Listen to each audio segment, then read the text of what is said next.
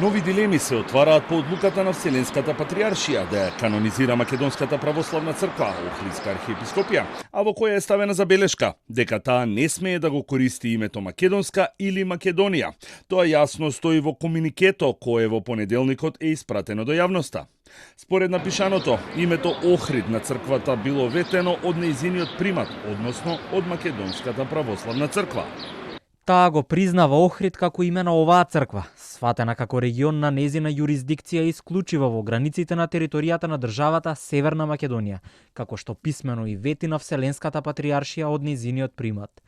При тоа исклучувајќи го терминот македонски, кој било друг дериват на зборот Македонија.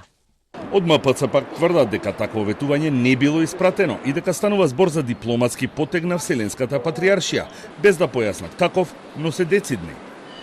Не е точно дека на Вселенската патриаршија е ветено името Охрид како име на црквата. Никој не може да се откаже од името на Македонска православна црква. На иста линија е и анализата на Германската католичка новинска агенција. Црквата се признава под името Охридска црква. Со тоа, Цариград води сметка за српските, но и за грчките интереси. Ова вчера меѓу редови го соопшти и владиката Тимотеј. Ние се викаме Македонска православна црква, а го користиме и древното име Охридска архиепископија и затоа велиме тие не призна под еклесиолошко, односно црковно.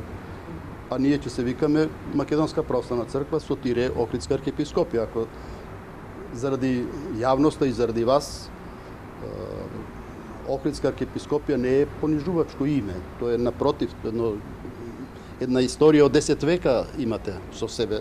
По 55 години минати како расколничка црква, во понеделникот беше призната каноничноста на Македонската православна црква Охридска архиепископија и со тоа автокефалноста на црквата е чекор поблиску, а клучна пречка останува управниот спор со Српската православна црква.